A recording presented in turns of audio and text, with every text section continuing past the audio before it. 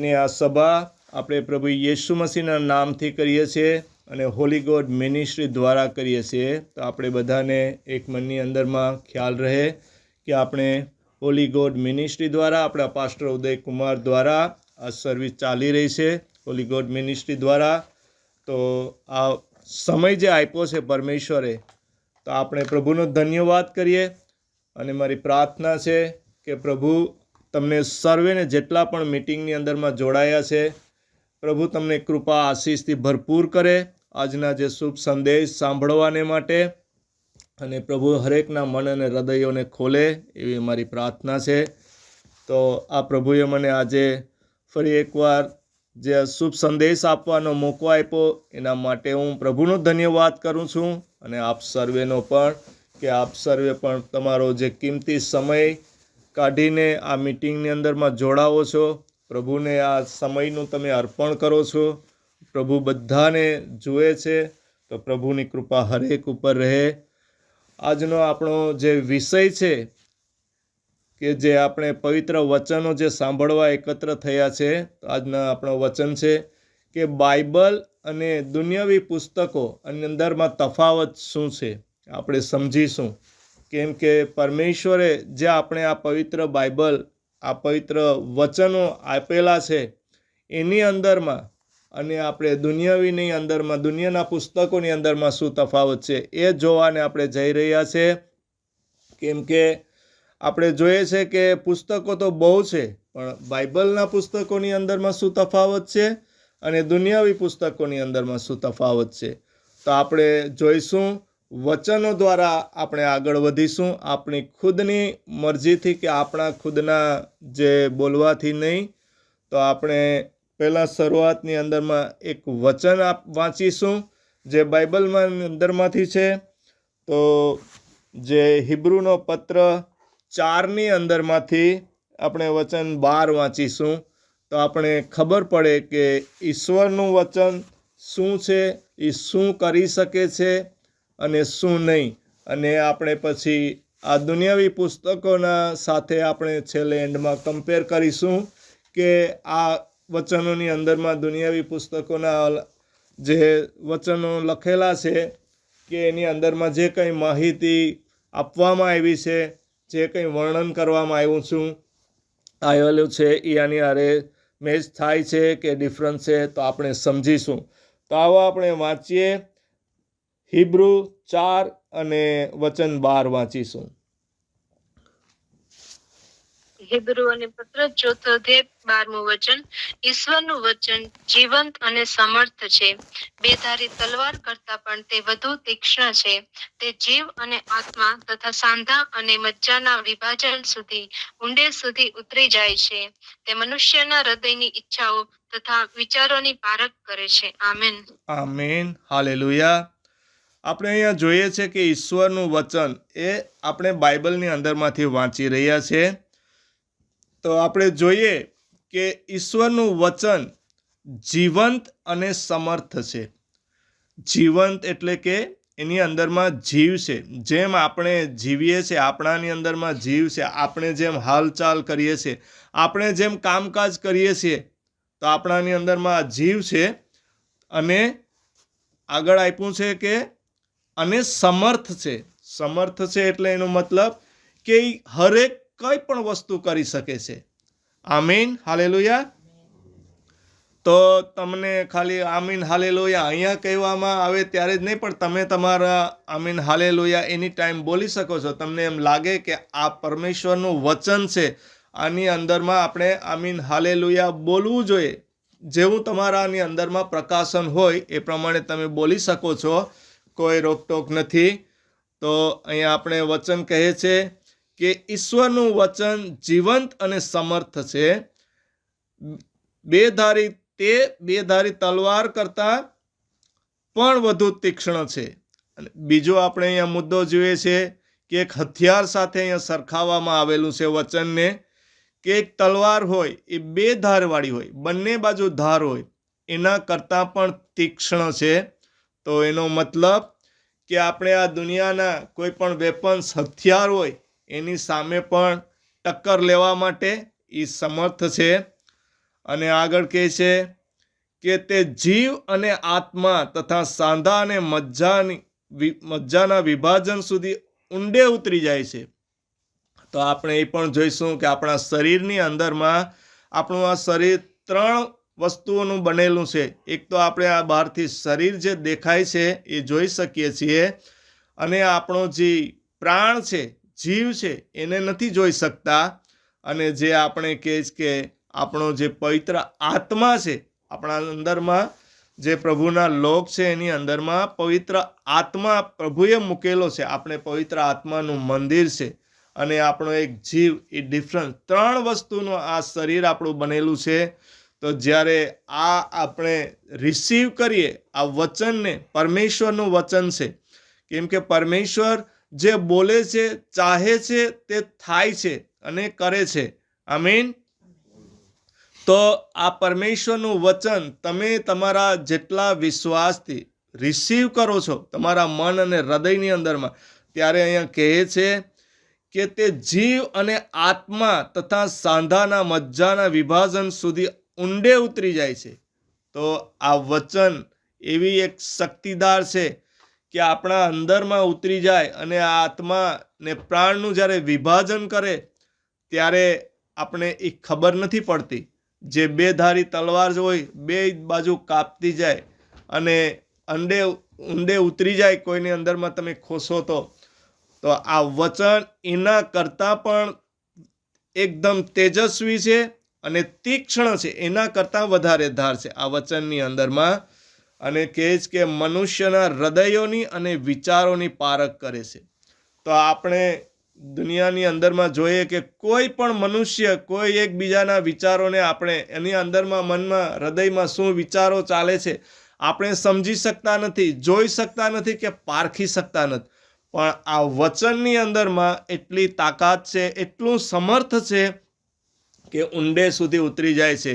તો આપણે વિચાર કરીએ કે આ પવિત્ર બાઇબલ જે આપણી પાસે છે એના વચનની અંદરમાં જો એટલી તાકાત હોય, એટલો પાવર હોય, એટલું સમર્થ હોય અને જીવિત વચન હોય, એવો જો આપણે વિશ્વાસ આજે કરીએ કે આ પરમેશ્વરનું વચન છે તો મારાની અંદરમાં આ કાર્ય કરે, તો હરેક કાર્ય કરવાને પણ આ સમર્થ છે. એનો મતલબ કે આપણે જો કોઈ પણ તકલીફ હોય, પ્રોબ્લેમ હોય, ત્યારે આ વચન દ્વારા પરમેશ્વરને આપણે પ્રાર્થના કરીએ ત્યારે આ વચન આપણાની અંદરમાં કામ કરે, તો એ હરેક કાર્ય કરવાને સમર્થ છે. એટલા માટે જ આપણે કહીએ છીએ કે આપણે પવિત્ર બાઇબલના વચનો અને દુનિયાવી પુસ્તકોના વચનો કે જે એની અંદરમાં લખાણ આપ્યું છે એની અંદરમાં શું ડિફરન્સ છે. તો આપણે જોઈશું કે આ પરમેશ્વરનું વચન કેટલું શક્તિશાળી છે, કેટલું સમર્થ છે અને શું કરી શકે છે. તો આપણે પરમેશ્વરનો ધન્યવાદ કરીએ આજના સુંદર વચનને માટે કે આપણા પ્રભુના લોકને માટે આ પ્રભુએ એક બાઇબલ આપ્યું છે. આ બાઇબલની અંદરમાં હરેક વસ્તુ આપણા આ જીવન જીવવાને માટે, આ ધરતી ઉપરનું જીવન જીવવાને માટે અને આ ધરતી ઉપરના જીવન બાદ જે જીવન છે, પરલોકનું જીવન છે, સ્વર્ગનું જીવન છે, એની અંદરમાં પણ આ વચનોની અંદરમાં, આ બાઇબલની અંદરમાં આપેલું છે. આપણે એક દાખલો લઈએ કે આપણે જ્યારે ક્યાંય બહાર જતા હોય તો આપણે પ્રવાસ કરવા જઈએ, મુસાફરી કરવા જઈએ, તો આપણે એક જરૂરિયાત વસ્તુનું આપણે એક પેકેજ બનાવીએ કે આપણે રસ્તામાં શેની શું જરૂર પડશે, શું ખાશું, શું પીશું, કે આપણે શું કપડાં જરૂરિયાત, આપણે એક પેકેજ બનાવીને નીકળીએ ને. તો આ બાઇબલની અંદરમાં એવું છે કે આખું આ જીવન, આ દુનિયાનું જીવવા માટેની હરેક વસ્તુ આ બાઇબલની અંદરમાં આપેલી છે. એટલું જ કે આપણે એની અંદરમાં પરમેશ્વરના પવિત્ર આત્મા દ્વારા ઊંડે ઉતરવાનું છે, એમાં ચકાસણી કરવાની છે. જો આપણામાં ખ્યાલ નથી, આપણે ખબર નથી, તો આપણે જે આ બાઇબલના વચનોનું મનન કરીશું, એનું અધ્યયન કરીશું, આ વચન છે આપણું હૃદય છે, એક ખેતર છે એની અંદરમાં આપણે એને વાવવું પડશે અને પવિત્ર આત્માનું એને પાણી પાવું પડશે. ત્યારે આ જ્યારે વચન વૃદ્ધિ થશે, ગ્રોથ થશે, મોટું થશે, ત્યારે આપણના જીવનની અંદરમાં આ કાર્ય કરશે. અને જે આ વચન દ્વારા આપણે હરેક વસ્તુનું જ્ઞાન ભાન બધું આપણે સમજી શકીશું આ દુનિયાની અંદરમાં કે પરમેશ્વર કોણ છે, શું છે, પરમેશ્વર ઈસુ મસીહ આ ધરતી ઉપર શા માટે આવ્યા હતા, એનો શું હેતુ હતો, શું ધ્યેય હતો, શું ઉદ્દેશ હતો, આ બધી બાઇબલની અંદરમાં આપણે સમજી શકીશું. અને આપણા જે કંઈ દુઃખ દર્દો પાપો અપરાધોનો નાશ કરવા અને આપણે નવું જીવન આ ધરતી ઉપરનું જીવન અને પરલોક એટલે સ્વર્ગનું જીવન પણ આપણે ઇટર્નલ લાઈફ અનંત જીવન જીવવાને આપણે આપી દીધું છે. તો આપણે પ્રભુનો ધન્યવાદ કરીએ આ વચનને માટે. આમીન, હાલેલુયા. તો આપણે પ્રભુના આ વચન દ્વારા આગળ જઈએ કે પરમેશ્વરે જે આ પવિત્ર શાસ્ત્ર બાઇબલની અંદરમાં જે વચનો લખાવ્યા છે, આ પવિત્ર શાસ્ત્ર બાઇબલ જે લખવામાં આવ્યું છે એ કઈ રીતે લખવામાં આવ્યું છે, કોને લખ્યું છે? તો આપણે જોઈએ કે આ શાસ્ત્ર વચનો પવિત્ર આત્મા દ્વારા પરમેશ્વરના જે દાસો હતા, સેવકો હતા, એ લોકોએ પ્રભુની પ્રેરણાથી પ્રભુએ જેમ પવિત્ર આત્મા દ્વારા એ લોકોની સાથે વાત કરી એ પ્રમાણે આ બધું લખવામાં આવ્યું છે. ત્યારે આપણે દુનિયાવીને આ પુસ્તકોની અંદરમાં જોઈશું તો આ પુસ્તકો કઈ રીતે લખાણા છે કે આ પુસ્તકો માત્ર આપણે એક અભ્યાસ, એક ઇતિહાસ છે એના માટે આ આપવામાં આવ્યું છે કે જે આપણે સ્કૂલની અંદરમાં આપણા બાળકો છોકરા ભણતા હોય તો એને આગળ વધવા માટે, પરીક્ષા પાસ કરવા માટે, પ્રશ્ન જવાબો માટે આપવામાં આવ્યું છે. ત્યારે આ બાઇબલના વચનો છે જે પવિત્ર આત્મા કોણ છે? પિતા, પુત્ર અને પવિત્ર આત્મા જે એક પરમેશ્વર છે, એ ત્રિએક પરમેશ્વર કહેવામાં આવે છે, એના દ્વારા આ પરમેશ્વરે લખાયું છે. જે લોકો લખનાર હતા એ લોકો તો આપણા જેવા સામાન્ય લોક હતા, ગરીબ લોક હતા. આજે હજારો વર્ષ પહેલાં જ્યારે આ વચન લખાણા છે ત્યારે કોઈ જાતનું આ કાગળ કે પાટી કે પેન એવું કંઈ હતું નહીં. અને માણસો પથ્થરના પાટી બનાવીને કે ચામડાના કે ઝાડના પેપરો બનાવીને એની અંદરમાં લખતા હતા. અને આ વચનો એટલા બધા કિંમતી, ઇમ્પોર્ટન્ટ એ લોકો પ્રભુની સાથેથી લખતા હતા એટલે એની આમ સાચવણી પવિત્રતાથી અને શુદ્ધતાથી રહીને લખતા હતા અને એની સાચવણી કરતા હતા. અને આ પરમેશ્વરના જે વચન છે એ 40 લેખકોએ લખ્યા છે. અને લેખકો કોણ હતા? તો મોટા ભાગના એની અંદરમાં અભણ હતા, આપણા જેવા મજૂર વર્ગ હતા, કોઈ માછીમાર હતા, કોઈ ખેડૂત હતા, તો એની અંદરમાં કોઈ ડૉક્ટર હતા અને કોઈ વિદ્વાન પણ હતા. પણ જે આ વચનો લખવામાં આવ્યા એ એક પરમેશ્વરની ઈચ્છાથી અને એના પવિત્ર આત્માની દોરવણીથી લખવામાં આવ્યા. તો આપણને આ ખ્યાલ રહે કે પરમેશ્વરનું જે આ વચન જીવિત અને સમર્થ છે. તો આપણા પરમેશ્વર જેમ જીવિત પરમેશ્વર છે, જે આપણે એના પવિત્ર આત્માનું મંદિર છે એ આપણામાં રહે છે અને એના દ્વારા લખાયા છે. તો આપણે વિચાર કરીએ કે આ વચન પરમેશ્વર જ્યારે આપણે ઉત્પત્તિની અંદરમાં જોઈએ છીએ અને યોહાનના અંદરમાં પણ જોઈએ છીએ, યોહાન ચાપ્ટર 1ની અંદરમાં કે આ પરમેશ્વર જ્યારે શબ્દ દ્વારા જ આ બધું ઉત્પન્ન કર્યું. તો પરમેશ્વર જ્યારે બોલતા હતા ત્યારે આ વસ્તુ હરેક થતી હતી. પરમેશ્વરે શરૂઆતની અંદરમાં કહ્યું કે પ્રકાશ થાઓ એટલે પ્રકાશ થયો, આકાશને પૃથ્વી જુદા પડો એટલે પડ્યું, દરિયાના પાણી અને જમીન કોરી એકત્ર સેપરેટ થાવ એટલે થયું, મનુષ્ય બનાવ્યા, ઝાડ ઝપાટ જંગલ બધી શબ્દ દ્વારા જ આ વચન દ્વારા બન્યું છે. અને આ પૂરેપૂરી સર્વ માહિતી બાઇબલની અંદરમાં આપવામાં આવી છે. તો જે કોઈ આની પ્રત્યે, આ વચનો પ્રત્યે એક ભૂખ, તરસ, ઝંખના મનની અંદરમાં એવી ઉત્સાહ, ઉમંગ રાખે છે કે જેને આ પવિત્ર વચનો ગ્રહણ કરવા છે અને પ્રભુ પરમેશ્વરને ઓળખવા છે, મેળવવા છે અને એની ઈચ્છા દ્વારા ચાલવું છે, ત્યારે એના અંદરમાં ત્યારે આ એના વચન છે આ કાર્ય કરે છે. આમીન, હાલેલુયા. પ્રભુનો ધન્યવાદ કરતા રહીએ આપણે વચનોને માટે. તમને કહ્યું છે કે જ્યારે પણ તમારે બોલવું હોય ત્યારે આમીન, હાલેલુયા. વચન ઉપર તમે બોલો, વચ્ચે પણ કોઈને રૂકાવટ નથી. તો આપણે આગળ જઈશું કે આ લોકો જે લખનાર હતા એ લોકોને પણ પ્રભુનો એક ડર હતો. પ્રભુ એની સાથે હતા અને પ્રભુની ઈચ્છા દ્વારા એ લોકોએ લખ્યું છે.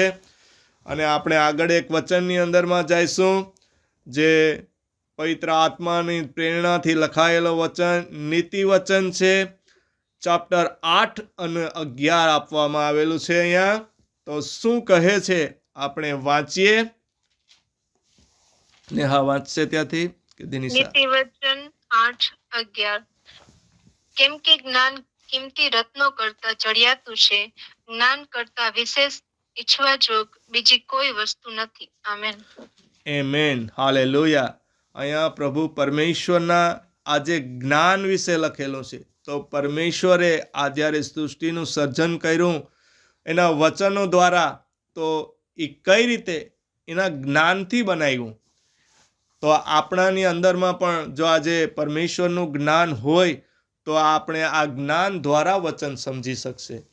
આપણાની અંદરમાં પ્રાર્થના કરવી પ્રભુને કે પ્રભુ પરમેશ્વર અમારા મન અને હૃદયને ખોલો. અમારા મન અને હૃદયની અંદરમાં એટલી સામર્થ્ય શક્તિ નથી કે તમારું વચન અમે સમજી શકીએ. કેમ કે વચન તો જીવિત અને સમર્થ છે, બેધારી તલવાર કરતાં પણ તીક્ષ્ણ છે. એને કેમ સમજવું એના માટે પણ આપણે પ્રાર્થના કરવી જોઈએ, બાઇબલ વાંચવી જોઈએ. ત્યારે વચન દ્વારા આપણા મન અને હૃદય ખોલે. વચન સાંભળવાથી, વચન જોવાથી, વચન વાંચવાથી, વચન બોલવાથી, વિશ્વાસ કરવાથી આપણામાં વિશ્વાસ આવે છે. Amen, hallelujah. તો પ્રભુએ અહીંયા એના જ્ઞાન વિશે જણાવ્યું છે કે પ્રભુનું જ્ઞાન હરેક વસ્તુઓ કરતાં પ્રભુનું જ્ઞાન વિશેષતાનું વચન છે. હરેક કિંમતી રત્નો કરતાં પણ ચડિયાતું છે અને જ્ઞાન કરતાં વિશેષ ઈચ્છવા જોગ કોઈ વસ્તુ નથી. તો આ પરમેશ્વરના જ્ઞાનની સમાન દુનિયાની અંદરમાં કોઈ એવી વસ્તુ પણ નથી કે એનાથી કોઈ ચડિયાતી વસ્તુ હોય. એટલા માટે જ આ પરમેશ્વર જે બોલતા હતા એ જ્ઞાન દ્વારા અને એ થતું હતું. જ્યારે આપણે પણ આવો વિશ્વાસ કરવાનો છે. આપણા જીવનની અંદરમાં આ પરમેશ્વરે આપણે જીવન આપ્યું છે. જીવનની સાથે આપણે કઈ રીતના જીવવું, કઈ રીતના ચાલવું, શું કરવું, કેવા આપણે કાર્યો કરવા, શું કરવું, શું ન કરવું, આ બાઇબલની અંદરમાં સમગ્ર આ પેકેજ આપણે એક કહે ને કે ભાતું કહેવાય ને જીવનનું આપણું જરૂરિયાત વસ્તુનું, એ આ બાઇબલ આપણે આપવામાં આવ્યું છે. બાઇબલ એક અરીસા સમાન છે. તો એની અંદરમાં આપણે જોવાનું છે તો આપણે દેખાશે. જેમ અરીસામાં જઈએ અને આપણું મોઢું દેખાય, તો આ જેમ બાઇબલ જ્યારે આપણે વાંચીએ એની અંદરમાં આ વચન, તો એ વચનનો પ્રકાશ આપણાની અંદરમાં પડે અને એના દ્વારા આપણે આ પરમેશ્વરની સાથે રહી શકીએ. કેમ કે આપણે જોઈએ કે જો એક પરમેશ્વરના જ્ઞાન આપણે સમજી શકીએ તો આપણે પરમેશ્વરને સમજી શકીએ અને એની સાથે આપણે ચાલી શકીએ, એની આજ્ઞાઓનું આપણે પાલન કરી શકીએ અને પરમેશ્વર કોણ છે, શું છે, એની શું વેલ્યુ, શું મહત્વ છે એ આપણને સમજ આવે. Amen, hallelujah. પ્રભુનો આપણે ધન્યવાદ કરીએ અને આ પ્રભુના જીવિત વચનો વિશે આપણે આશીષ પામીએ. હરેકના આપણે પ્રાર્થનાની અંદરમાં, આપણી પ્રાર્થનાની અંદરમાં આ પરમેશ્વરના વચનોનો યુઝ કરીએ ત્યારે આ વચન દ્વારા આપણી પ્રાર્થના પણ એક કાર્યશીલ બને. એટલે કે એ વચન કામ કરે. આપણા આ પ્રાર્થનાની અંદરમાં આ વચન છે એ કામ કરે. જ્યારે આપણે પ્રાર્થના પરમેશ્વરને કરીએ, પ્રભુને, ત્યારે આપણે એને વિનંતી કરીએ છીએ અને જ્યારે આપણે બાઇબલ વાંચીએ છીએ ત્યારે એને જે આ શબ્દો લખેલા છે આપણા માટે, જેમ આ પવિત્ર આત્મા દ્વારા આખું બાઇબલ લખાયું અને જે લોકો વાંચતા હતા એ લોકોની અંદરમાં આ એનું જ્ઞાન ભાન આવતું હતું, એટલે એટલી સમજ આવતી હતી કે આ પરમેશ્વર અમારી સાથે વાત કરે છે. અને જ્યારે એ લોકો પ્રાર્થના કરે, આપણે પ્રાર્થના કરીએ, ત્યારે આપણે એ લોકોની સાથે પરમેશ્વર સાથે વાત કરીએ. તો આ વચન એટલું સામર્થ્ય શક્તિ ધરાવે છે.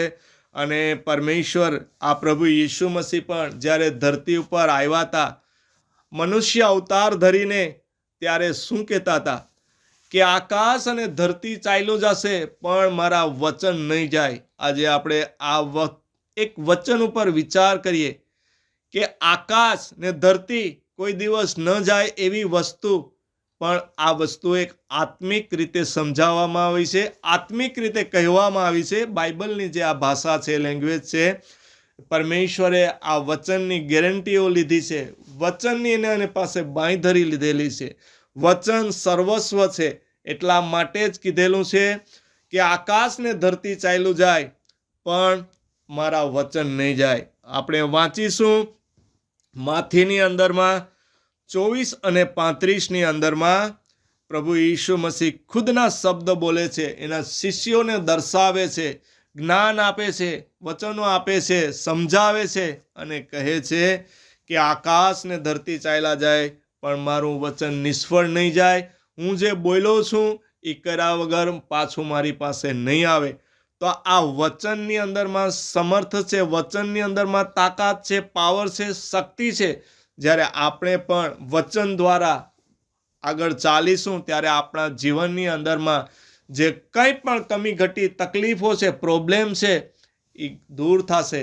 પરંતુ પવિત્ર આત્મા દ્વારા, એક વિશ્વાસ દ્વારા આપણાની અંદરમાં એટલી સામર્થ્ય શક્તિ લેવાની છે પહેલાં, ત્યાર પછી આ વચન કામ કરશે. આપણે વચન વાંચી લઈશું માથી 24:35ની અંદરમાં. માથીની લખેલી સુવાર્તા 24મો અધ્યાય 35મી કલમ. આકાશ સાથે જતા રહેશે પણ મારા વચનો નિષ્ફળ જશે નહીં. આમેન. આમીન. હાલેલુયા. આ વચન માથી, માર્ક અને લુકની અંદરમાં, ત્રણેયની અંદરમાં સેમ આપવામાં આવ્યું છે. તો માર્કની અંદરમાં 13:31માં છે અને લુક 21:13ની અંદરમાં રેફરન્સ તરીકે દર્શાવે છે. અને આ વચન જે કોઈ પોતાના મન, હૃદય, દિલની અંદરમાં ઉતારે છે, પવિત્ર આત્મા દ્વારા એના હૃદયની અંદરમાં એની વાવણી કરે છે, રોપે છે, પવિત્ર આત્માનું પાણી પાય છે, ત્યારે વચનની વૃદ્ધિ થાય છે, વચન કાર્ય કરે છે. અને આપણે કહીએ ને કે આ ધરતી પરનું આપણું જે જીવન છે એ જીવવાની આપણે માર્ગદર્શન મળે છે કે પ્રભુ સાથે કઈ રીતના જીવવું, કઈ રીતના આપણે હાલવું, ચાલવું, શું કરવું. કેમ કે આપણે જે આ દુનિયાની અંદરમાં જીવી રહ્યા છે, આ દુનિયાની અંદરમાં, દુનિયા ઉપર જે શેતાનનું રાજ્ય છે એ આપણને પ્રભુના માર્ગ ઉપર ચાલવા દેતું નથી. કેમ કે એ શેતાન આપણો વેરી છે, પરમેશ્વરનો દુશ્મન છે, એ આપણો પણ દુશ્મન છે. એટલે એ ચાહતો નથી કે આપણે પ્રભુ ઈશુના માર્ગે ચાલીએ અને આપણે સ્વર્ગમાં જઈએ. પણ શેતાનનો તો એક જ ઉદ્દેશ છે કે હરેકને ભમાવવા, ભોળવી લેવા, લાલચો આપી, ખરાબ કાર્યો કરાવવા, પાપમાં પાડવા અને નરકમાં મોકલાવા. આ શેતાનનું કામ છે. એટલા માટે જ તો આપણે જ્યારે પ્રભુના જ્ઞાનનું ભાન નથી, એના વચનોનો ખ્યાલ નથી, આપણે દુનિયાવી બાબતોમાં જીવી રહ્યા છે, ત્યારે આપણા જીવનની અંદરમાં જે તકલીફો, મુસીબતો, બીમારી, ગરીબી, લાચારી, પ્રોબ્લેમો, આ બધું આવી જાય છે. તો જો આપણાની અંદરમાં પરમેશ્વરના વચન હોય તો એક આ વચન છે, એક હથિયાર રૂપી વચન છે, એ આપણું કવર કરે. આપણે વચન છે એ દેખાતું નથી, આપણે વચનને જોઈ શકતા નથી, જેમ પરમેશ્વરને પણ જોઈ શકતા નથી, પવિત્ર આત્માને જોઈ શકતા નથી. પણ પ્રભુ પિતા પરમેશ્વર એવી યોજના બનાવી કે એના દીકરાને મોકલાવ્યો આ ધરતી ઉપર એક મનુષ્ય રૂપમાં, જેથી આપણે એને જોઈ શકીએ, અનુભવી શકીએ. એમ એક આપણા માણસની અંદરમાં એક વ્યવહારો આપણી સાથે આવ્યા, જેથી કરીને આપણે એને જોઈએ, જાણીએ, અનુભવીએ. અધરવાઇઝ નહીં તો કોઈ બીજા એક ચમત્કારો કરવામાં આવે કે ચમત્કાર દેખાતા નથી. પરમેશ્વરે પણ ઘણા ચમત્કારો કર્યા. પ્રભુ ઈસુ મસીહે પણ કેટલાયને જીવતાઓ કર્યા, મરેલામાંથી જીવન આપ્યું, પાપ માફ કર્યા, અંધળાવને, લંગડાવને, લૂલાવને, બેરાવને, લકવાળાવને બધાને સાજા કર્યા. આ બધું દર્શાવ્યું, દેખાડ્યું. શા માટે?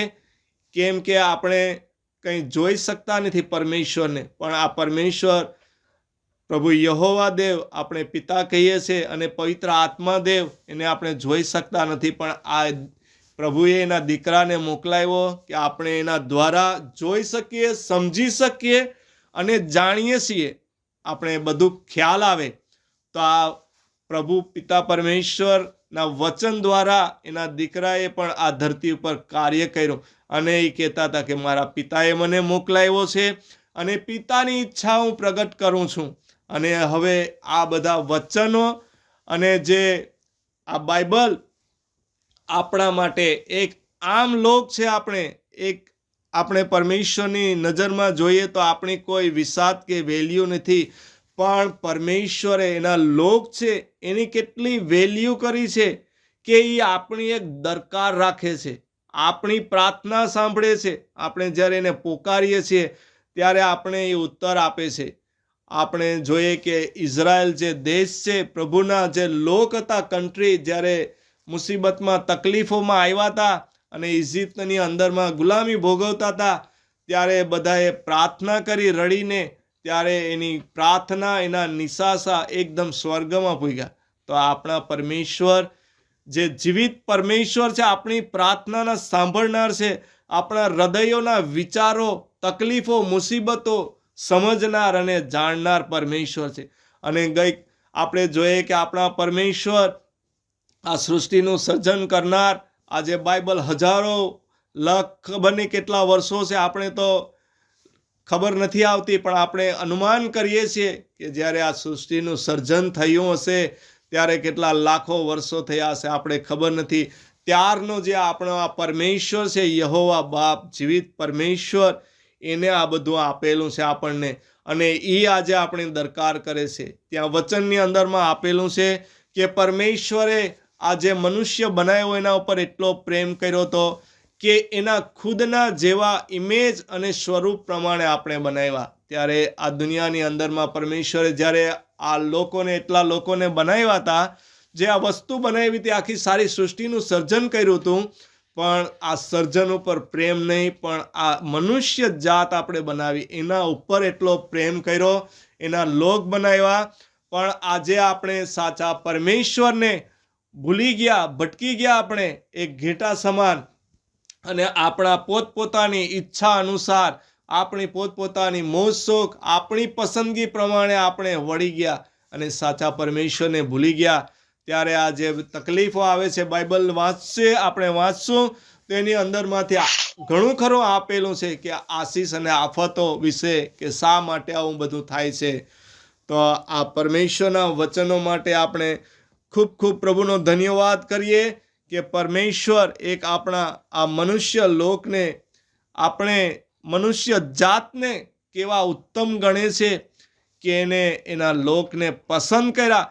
જે પ્રભુની પાસે જાય છે, એના વચનો વાંચે છે, એને એક્સેપ્ટ કરે છે કે પ્રભુ ઈસુ મસીહ મારા પાપો અપરાધો માટે આ ધરતી ઉપર આવ્યા, મારા પાપો અપરાધો માટે કરીને એ મર્યા, એનું જીવન કુરબાન કરી દીધું, ત્રીજે દિવસ અમારા માટે જીવતા થયા. આ મારા જે દુઃખ દર્દ પ્રોબ્લેમ હતા, દુનિયા આખીને માટે એને તો બ્લડ વહાયું. તો આવો વિશ્વાસ કરે છે, એની અંદરમાં પરમેશ્વર આવે છે. તો આ જે પરમેશ્વરના લોક છે, પ્રભુના પરમેશ્વરના લોક જે નવો જન્મ લીધો છે પરમેશ્વરના નામે, કેમ કે વચનની અંદરમાં કહેવામાં આવે છે કે આપણે એક મનુષ્યના પેટે જન્મ્યા છે, પણ આપણો જ્યારે બાપ્તિસ્મા થાય છે ત્યારે આપણે પરમેશ્વરની હારે કનેક્શન થાય છે, એની હારે નવો જન્મ લઈએ છીએ. એની અંદરમાં આપણો નવો જન્મ થાય છે. પ્રભુની અંદરમાં જે અનંત જીવનને માટેનું આ જીવન આપેલું છે. તો આપણે આ બાઇબલની અંદરમાંથી એક જે વ્યક્તિ છે એનો આપણે દાખલો લઈએ, કે જે વ્યક્તિ છે એનું નામ છે યોસેફ, જેનો પરદાદા બાપ આપણે અબ્રાહમ, તમને ખબર હશે અબ્રાહમ, ઈશાક, યાકોબ અને એના દીકરો જે યુસુફ છે એના જીવનની અંદરમાં આપણે જોઈએ તો એનું જીવન કેવું હતું. જ્યારે એ પરમેશ્વરની અંદરમાં વિશ્વાસ કરતો હતો ત્યારે પરમેશ્વર એની સાથે સપનો દ્વારા વાત કરતા હતા. સ્વપ્નની અંદરમાં એને બધી માર્ગદર્શન આપતા હતા. ત્યારે એના જીવનની અંદરમાં આપણે બાઇબલમાં વાંચીશું ઉત્પત્તિની અંદરમાં તો ઘણા દુઃખ દર્દો પ્રોબ્લેમો આવ્યા. એની અંદરમાંથી પણ એને પ્રભુ પરમેશ્વરમાં વિશ્વાસ હતો, અડગ હતો. ત્યારે એને કોઈ પ્રોબ્લેમો, જે તકલીફો, મુસીબતોને ધ્યાન ન ધરી. એને એક જ વિશ્વાસ હતો કે મારો પિતા પરમેશ્વર મારી સાથે છે.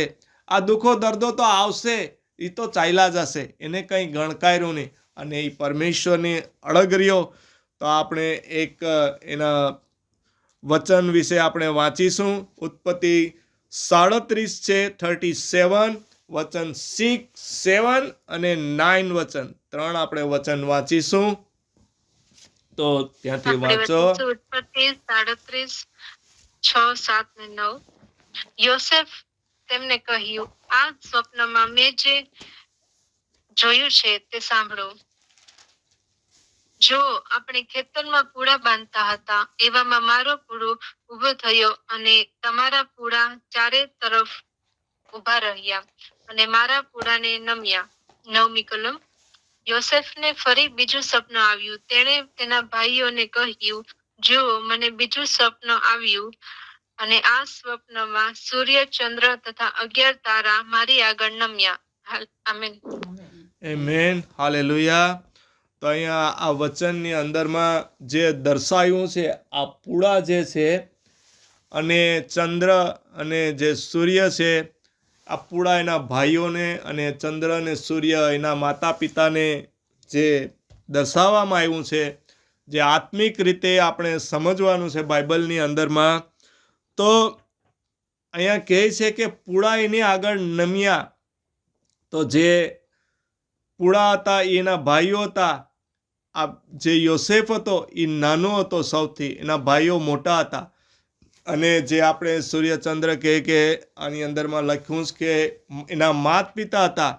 તો એનો કહેવાનો મતલબ હતો કે એને જે સ્વપ્ન આવ્યું એ સ્વપ્નની અંદરમાં કહે છે કે આ ભવિષ્યની અંદરમાં એના ભાઈઓ છે એ એની આગળ નમશે, ઘૂંટણ પડશે અને એના માતા પિતા પણ એની આગળ નમશે.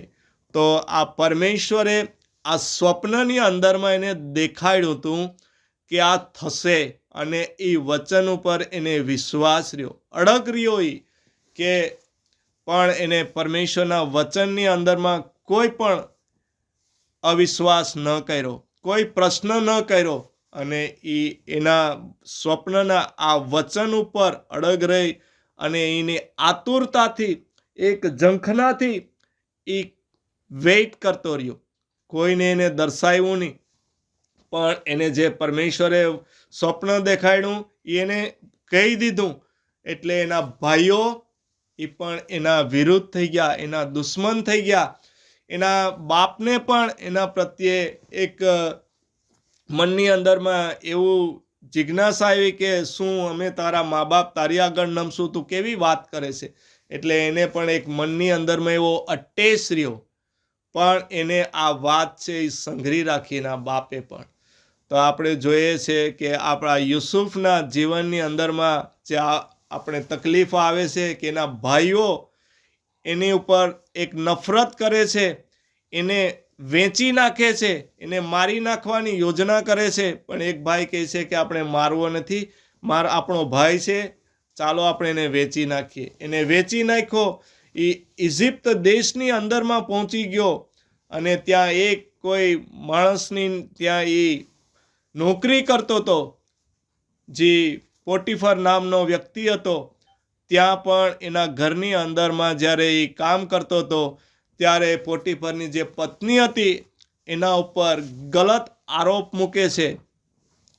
એક પોતાની ભૂલ, પોતાની જે ભૂખ, જે સંતોષવા માટે બીજાના ઉપર ઇલ્ઝામ મૂકે છે. એ પોતે તો એક સત્ય હતો, પ્રભુના આદરયુક્ત ડરની અંદરમાં ચાલતો હતો, પણ એની પત્નીએ એના ઉપર એક બળાત્કારનો, એક રેપનો એની ઉપર જૂઠો ઇલ્ઝામ મૂક્યો. એના હાથમાં એને જે ઈચ્છતી હતી એની વાસના એ સંપૂર્ણ ના કરી શકતા એને આવો આરોપ મૂકી એના પતિએ એને જેલમાં નખાવી દીધો. તો આજે આપણે આપણા જીવનની અંદરમાં પણ જોઈએ છે કે જે લોકો સત્યથી ચાલે છે એના જીવનની અંદરમાં મુસીબતો, તકલીફો આવે છે. આપણે પરમેશ્વરની સાથે ચાલીશું, પણ આ દુનિયાવી લોકોના આપણે મેણા ટોણા તો સહન કરવા પડશે. એ લોકોની નિંદા આપણે સહન કરવી પડશે, કેમ કે આજે પ્રભુ ઈસુ મસીહની અંદરમાં આપણે ચાલીએ છીએ તો હરેક તકલીફોનો સામનો કરવાને માટે પણ આપણે સમર્થ બનવું પડશે. આ જ્યારે એના વચન આપણે વાંચીશું ત્યારે એ વચનનું જે પાવર, શક્તિ છે એ આપણામાં આવશે. અને લોકોના મેણા ટોણા કંઈ જે હશે કે કંઈ નફરત હશે એ આપણને ટચ નહીં કરે. આપણે એને એમ ફ્રીલી, ઇઝીથી ઇગ્નોર કરી દેશું. આપણે કહે ને કે એક હાથી બજારની અંદરમાં જાતો હોય ને કૂતરા ભસતા હોય, પણ હાથીને એનું એક કંઈ ગણકારે નહીં. એમ આપણે પણ એવા બનીશું કે આવા લોકોની આપણે સામે અમને જવાબ દેવાની કોઈ જરૂર નથી. આપણા જે પરમેશ્વર છે એ એની સાથે લડશે, પણ આપણે પરમેશ્વરના વચનની અંદરમાં વિશ્વાસ કરવાનો છે. તો જ્યારે આ યુસુફને આપણે જોઈએ છીએ કે એના જીવનની અંદરમાં આ તકલીફો આવી, એ જેલમાં ગયો, પણ પરમેશ્વર એની સાથે હતા. વચન કહે છે, આપણે નથી કરતા. બાઇબલ સ્ટોરી જે પવિત્ર આત્માએ લખાવી છે એ કહે છે કે પરમેશ્વર એ જેલમાં ગયો ત્યાં પણ એની સાથે હતા, અને પરમેશ્વર એને માર્ગદર્શન, દોરવણી આપતા હતા. એટલે એ અડગ રહ્યો, અને જ્યાં પણ જેલની અંદરમાં એ કંઈ પણ કાર્ય કરતો હતો અને પરમેશ્વર જેના જેલર હતા કે બીજા જેલીઓ હતા એ લોકોને પણ એની પ્રેમની અંદરમાં, એની આધીનતામાં રાખતો હતો. આપણે વચન આગળ વાંચીશું, ઉત્પત્તિ 39 21-23 આપણે વાંચીશું. ઉત્પત્તિ 39 21-23 વાંચીએ. પણ પ્રભુ યોસેફની સાથે હતા અને તેના પ્રત્યે માયાળુ હતા, તેથી જેલનો અધિકારી તેના પર પ્રસન્ન હતો. જેલના અધિકારીએ જેલના સર્વ કેદીઓ યોસેફના હાથમાં સોંપ્યા, અને યોસેફ જ તેઓ પાસે ત્યાંનું સર્વ કામ કરાવતો. જેલનો અધિકારી તેને સોંપેલા કોઈ પણ કાર્ય પર દેખરેખ રાખતો નહીં, કારણ પ્રભુ યોસેફની સાથે હતા, અને તે જે કંઈ પણ કાર્ય કરતો તેમાં પ્રભુ તેને સફળતા આપતા. આમેન. આમેન. હાલેલુયા. તો આપણે અહીંયા જોઈએ છે એક ઉદાહરણ, પ્રભુના જે આ લોકનો એક વ્યક્તિ છે જે પ્રભુ સાથે સંગતિમાં રહે છે, ચાલે છે. પ્રભુએ એને જે વચન આપ્યું છે સ્વપ્ન દ્વારા, એની અંદરમાં એ સ્થિર, અડગ બની રહ્યો છે. ત્યારે આપણે જોઈએ કે એ આ કેટલું દુઃખ, દર્દ સહન કરીને આ જેલમાં પહોંચ્યો. ત્યારે જેલમાં પણ પરમેશ્વર એની સાથે હતા, અને એના હરેક કાર્યની અંદરમાં એને આશીર્વાદ આપતા હતા. ઇવન આપણે જોઈએ કે જેલનો જે અધિકારી હતો એ પણ એની દેખરેખ રાખતો નહોતો, એને પણ એટલો વિશ્વાસ હતો. તો આપણે વિચાર કરીએ, અને પ્રભુએ એને કેટલો બ્લેસ કર્યો કે એને એની ચકાસણી કરી જોઈ કે આ મારો પુત્ર કે મારો દીકરો કે દાસ કે સેવક હોય કે જે તમે આપણે કહો, એમ કે મારા આ વચનથી, મારા પ્રોમિસથી ડગ્યો નથી, અંત સુધી ટકી રહ્યો છે. ત્યારે પ્રભુ એની સાથે હતા, એને ઉત્સાહ, ઉમંગ અને આનંદમાં રાખતા હતા. એ નિરાશ થતો નહોતો, આ તકલીફો, મુસીબતો જોઈને ગભરાતો નહોતો, અને આગળ વધતો હતો. અને પ્રભુ એના હરેક કાર્યની અંદરમાં એને સફળતા આપતા હતા. તો જેલમાં ગયો તો જેલની અંદરમાં પણ આખું વાતાવરણ બદલાઈ ગયું. આજે વિચાર કરો કે કોઈ વ્યક્તિ જેલમાં હોય તો જેલની અંદરમાં એની શું હાલત થતી હોય. પણ પરમેશ્વરે હરેક મુસીબતો, તકલીફોમાંથી એને ઉગાર્યો.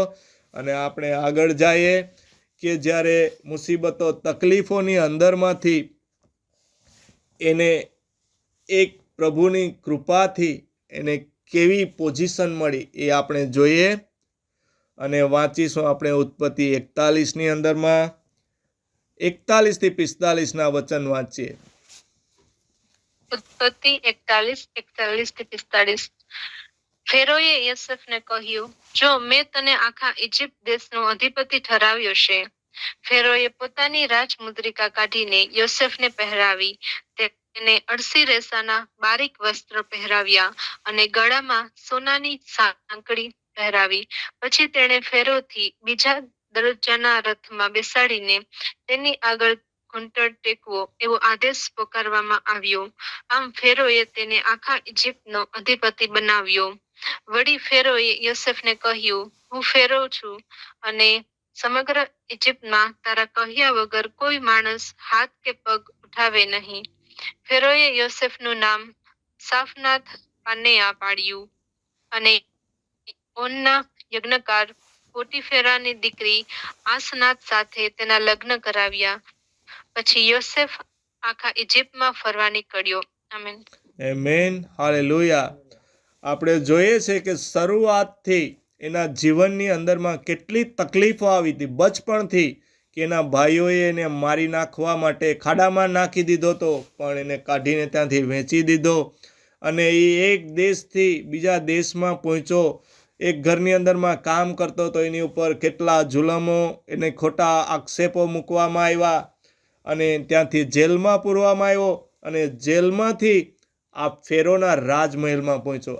આ બધી પરમેશ્વરની ઈચ્છા હોય, પરમેશ્વરની એની પર આશીષ હોય, કૃપા હોય. આપણે અહીંયા વાંચ્યું કે જે આ ફેરોનો રાજા હતો, આ ફેરો રાજા હતો જે ઇજિપ્તનો, એ એક રાજા કહેવાય. અને વિચાર કરીએ આપણે કે એક જેલમાંથી કેદીને કાઢવામાં આવે, કેદીને એક રાજાનું પદ આપવામાં આવે. આપણે અહીંયા જોઈએ છે કે એનું કેટલું માન સન્માન કરવામાં આવે છે.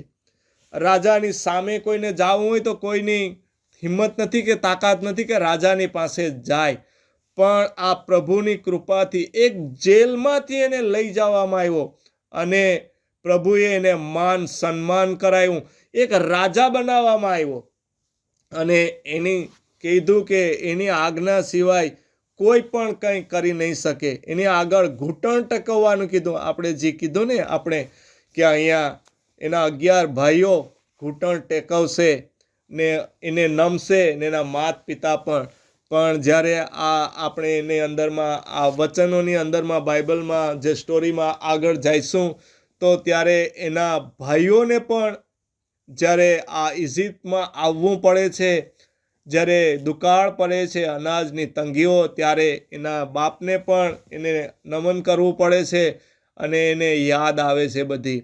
તો આ પરમેશ્વરના જે જીવિત વચનો છે એની અંદરમાં આ બધી દર્શાવવામાં આવ્યું છે. તો આપણે આ બાઇબલના વચનો અને દુનિયાના જે અન્ય પુસ્તકો છે એની અંદરમાં શું તફાવત છે એ આપણે જાણવા સમજવાને આપણે આ પ્રચારમાં સાંભળી રહ્યા છે. તો પ્રભુનું જીવિત વચન કેવી રીતના કાર્ય કરે છે, પ્રભુએ તો આપણને એક આ પેકેજ આપી દીધું છે. તો એ પેકેજની અંદરમાં સર્વ વસ્તુઓ છે, આપણે લઈને ચાલવાની છે. હું એક દાખલો તમને એક ઉદાહરણ સમજાવવા માંગુ છું કે એક આ પરમેશ્વરના વચન આપણે કહીએ કે કઈ રીતના જીવતા છે, કઈ રીતના એ કામ કરે છે. તો હું તમને એક દુનિયાવી નોર્મલી એક ઉદાહરણ સમજાવવા પૂરતી હું એક દાખલો તમને આપું છું કે આ જ્યારે વચન કઈ રીતના કાર્ય કરે. તમે એક માનો કે આપણે એક મરઘીનું ઈંડું લઈએ અને ઈંડું આપણે હાથમાં લઈએ તો આપણે શું સમજીશું કે આ એક ખાવા માટે વસ્તુ છે, ખોરાક છે આપણને, પણ એની અંદરમાં એ જીવ છે આપણે એ સમજી શકતા નથી. એની અંદરમાં પાવર છે આપણે કંઈ ખબર પડતી નથી. પણ આ ઈંડાને મરઘી પાસે જો સેવન કરાવવામાં આવે તો એની અંદરમાંથી મરઘીનું બચ્ચું બને, બીજું મરઘી ઉત્પન્ન થાય. ત્યારે આપણે ખ્યાલ આવે કે આની અંદરમાં તો જીવ હતો, આ તો જીવતું હતું. અને એને આપણે જોઈએ કે એક બચ્ચું હોય મોટું થાય પણ જ્યારે ઈંડું હોય ત્યારે તો એને તમે જ્યાં મૂકો ત્યાં એ પડ્યું રહે, એ હલે નહીં કે ચાલે નહીં. પણ એની અંદરમાં એનું સેવન કરાવવામાં આવે ત્યારે એમાંથી મરઘીનું બચ્ચું નીકળે અને એ બચ્ચું મોટું થાય ને ઈંડા આપે. ત્યારે આપણે ખ્યાલ આવે કે આ તો જીવતી વસ્તુ છે. તો આ બાઇબલના વચનોનું પણ એવું છે, જ્યારે આપણે આ વચનને જોઈએ છે, વાંચીએ છીએ, ત્યારે એમ ખ્યાલ આવતો નથી.